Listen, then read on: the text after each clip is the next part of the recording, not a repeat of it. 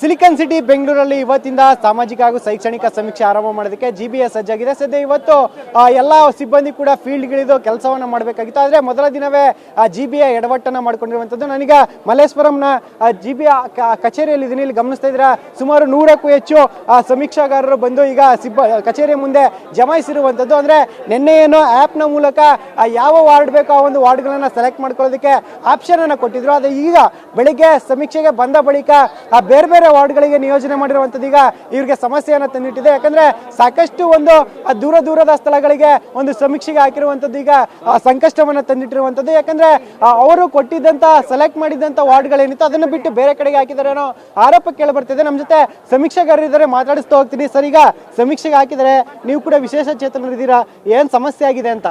Sir ನೋಡಿ, ನಾನು ರವಿಕುಮಾರ್ ಅಂತೇಳಿ ನಾನು ಇಲ್ಲಿ DPR ಎಕ್ಸಿಕ್ಯೂಟಿವ್ ಅಲ್ಲಿ ಕೆಲಸ ಮಾಡ್ತಾ ಇರೋದು ವಿಧಾನಸೌಧದಲ್ಲಿ. ನಾನು ಮೊನ್ನೆ 29ಗೆ ಬಂದು ರಿಕ್ವೆಸ್ಟ್ ಕೊಟ್ಟಿದ್ದೀನಿ, ಲೆಟರ್ ಸಮೇತ ಕೊಟ್ಟಿದ್ದೀನಿ, ಆರ್ಡರ್ ಕಾಪಿ ಸಮೇತ ಕೊಟ್ಟಿದ್ದೀನಿ. ನಾನು ಸಂಪೂರ್ಣ ಅಂಧ ವ್ಯಕ್ತಿ, ನಾನು 100%. ನನಗೊಂಚೂರು ಕೂಡ ಕಣ್ಣು ಕಾಣೋದಿಲ್ಲ. ನಿಮ್ಮ ಕಣ್ಣಿಗೆ ನೋಡಿದ್ರೆ ಗೊತ್ತಾಗುತ್ತೆ ನನ್ನ ಕಣ್ಣುಗಳು ಹೇಗೆ ಅಂತೇಳಿ. ಡಾಕ್ಟ್ರು ತೋರಿಸೋಂಗೇನು ಇಲ್ಲ, ಯಾರುವೇ ಆದರೂ ಕೂಡ ಹೇಳ್ತಾರೆ. ನಾನು ಏನು ಮಾಡ್ಬೇಕು ಹೇಳಿ ಸರ್? ನನಗೀಗ ವಾರ್ಡು ಅಲರ್ಟ್ ಮಾಡಿದ್ದಾರೆ, ನನಗೇನು ಅಂತೇಳಿ ದಿಕ್ಕು ತೋರಿಸೋದಂಗೆ ಆಗಿಬಿಟ್ಟಿದೆ. ಈಗ ಇದಕ್ಕೆ ನನಗೆ ಸರಿಯಾದ ಒಂದು ಕ್ರಮ ಕೈಗೊಂಡು ನನ್ನನ್ನು ಕ್ಯಾನ್ಸಲ್ ಮಾಡಿ ನನಗೆ ವಿನಾಯಿತಿ ಕೋರಬೇಕಂತೇಳಿ ನಾನು ಕೇಳ್ಕೊಳ್ತಾ ಇದ್ದೀನಿ ಸರ್.